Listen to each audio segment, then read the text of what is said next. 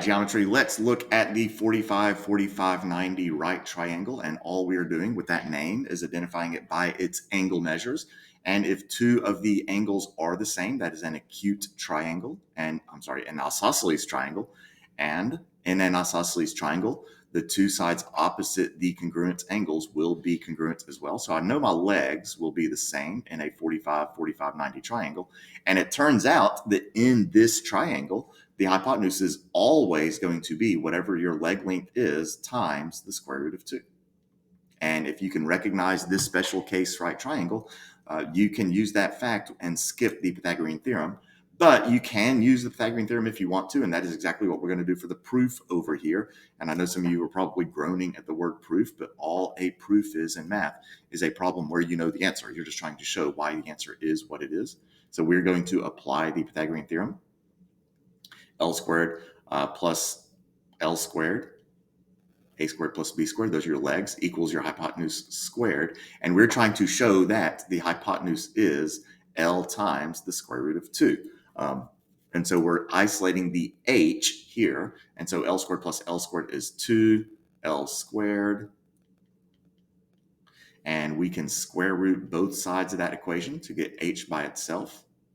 And when I do that, I'm going to move my H to the left side. The square root of H squared is H. The square root of 2L squared would be the square root of 2 times the square root of L squared. And the square root of L squared is just L. Whoops. And so we end up with the hypotenuse is your leg length times the square root of 2.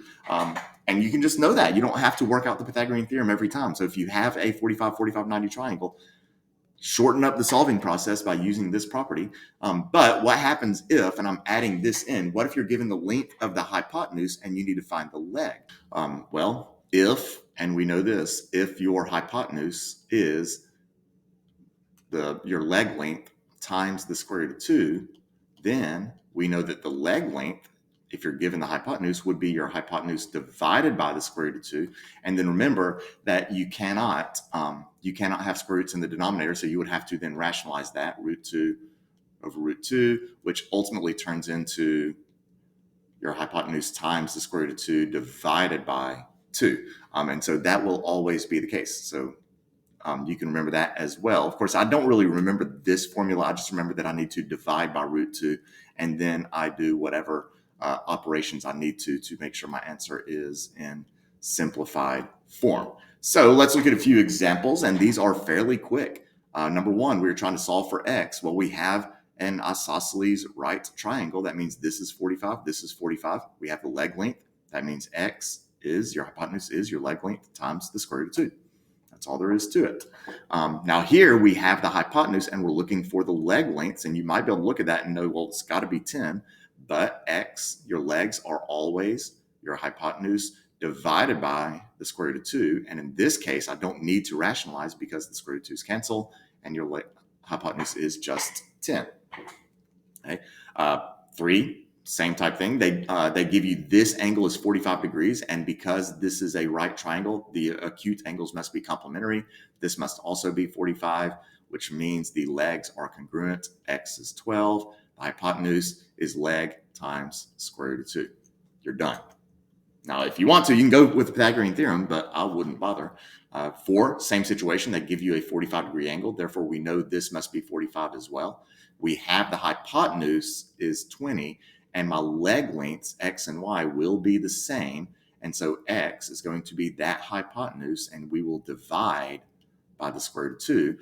But I can't have square roots in the denominator, so this time I do need to rationalize, multiply by root 2 over root 2, which gives me x is 20 square root of 2 divided by 2, and I can reduce the 20 divided by 2. They are both outside radicals. 20 divided by 2 is 10. And so we end up with 10 times the square root of 2. And x and y are both legs of a right triangle, of an isosceles right triangle, so they're congruent. Moving on to number 5. Again, we have the hypotenuse. We have a 45-degree angle, which means the other one is 45 as well. Therefore, your leg lengths are going to be hypotenuse divided by square root of 2. And this one is very similar to number 2, where you can cancel those, and your legs will be 6 and 6. These are nice. These are fast problems. They're very nice. So 45, 45, 90s Sometimes I call them 45, 90, 45s. They're very quick. The rest of these are going to be fairly similar. So I'm going to zip through some of these. Here I have maybe I won't zip through this one. We have another 45, 45, 90 triangle. Always verify that, because very soon we're going to learn other special right triangles, the 30, 60, 90, and it has different proportions. It's not the square root of 2 in that case. So always verify that you're looking at a 45, 45, 90 triangle. The legs are congruent. So this is going to be, the other leg is going to be 3 root 2. Y is going to be your leg times the square root of 2. And 3 times root 2 times root 2. If you want to go through baby steps, that's 3 times the square root of 4. Square root of 4 is 2. 3 times 2 is 6. Number 7, we have again a 45, 45, 90 triangle. The legs will be congruent. So I know this leg is going to be 4 root 3. The other leg will be. And the hypotenuse, y, is going to be that leg times the square root of 2. And you can multiply the stuff under the radical. So we have 4. Technically, it's 4 times the 1, which is in front of that root 2. Root 3 times root 2 is root 6. And I'm looking at 6, and that does not simplify. So your answer is 4 root 6. 8 is a square. We have the diagonal, which will bisect those angles, going back to the properties of a rhombus. The diagonals do bisect the angles. Those are 45-degree angles. They mark these congruent, so we automatically know y is 3 root 2, and x is going to be 3 root 2 times root 2, which is going to be 3 times 2, which is 6. 9, we're trying to solve for A and B, and what I'm going to do is drop this length right here and make these right angles. And what I've done here is I have created a 45, 45, 90 right triangle right here. That means these two lengths will be the same, and I have the hypotenuse. And so those lengths, which that A will carry on over here, that A will be the hypotenuse divided by root 2. You then will need to rationalize that. So root 2 over root 2. It ultimately gives you 7 times the square root of 2 divided by 2. And there's your A. So 7 root 2 over 2. And then to get the whole length of B, well, if that's A, this is also A. This is going to be 7 root 2 over 2. This length down here is 4, and B is the sum of those two. So I'm simply going to say B is 7 root 2 over 2 plus 4, and I'm going to leave my answer exactly like that. Okay, last three.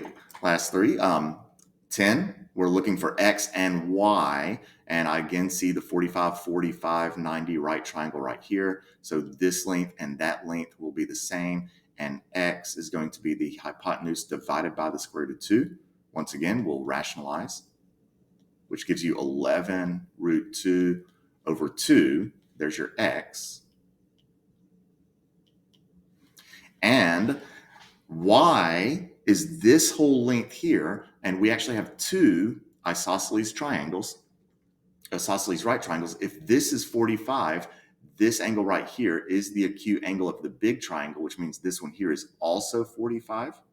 And that means that in my big triangle, 11 is the leg, and that Y is the hypotenuse, and Y would be that leg times the square root of 2. It also ends up being twice X, so you can use that as well. 11, a square room has a diagonal of 13 times the square root of 2. So I'm going to draw a square room. The diagonal is going to go this way, and we are told that this diagonal, not very beautifully drawn, but there you go, that diagonal is 13 times the square root of 2. And we want the area. Well, the area of a square is the side length squared. And so now, how am I going to get these side lengths, which are all going to be congruent? And when you draw the diagonal of a square, it will bisect the angles and create a 45, 45, 90 triangle. And so that side length, and that's an S, not a 5, it confused me there for a second, will be the hypotenuse divided by the square root of 2, which is just 13. And if that's your side length, then the area is going to be that side length squared. So 13 squared is 169, and there were no units given, so we don't have to worry about feet squared or anything like that. And then last 12 is very similar. We have another square. This time you are given the perimeter. And so the perimeter, so we have a square, and we're looking for the diagonal of that given the perimeter. So here is my unknown. There's my unknown. The perimeter is going to be 4 times your side length. So if 4 times the side length is 20 times the square root of 7, one side will divide by 4, and 20 divided by 4 is 5. You can reduce that. Now, do not try to do 7 divided by 4. They are not both under a radical. So my side length is going to be 5 times the square root of 7. And then that's the side length. The hypotenuse here with of this right triangle, which is the diagonal, your length x will be that side length, 5 times the square root of 7 times the square root of 2. And when you multiply, you can multiply the two things under the radical. So that's 5, and root 7 times root 2 is root 14. And you look at that 14, it does not reduce. No perfect squares divide into it. So there is your answer for number 12. And that is it. This is a nice section, very clean and quick.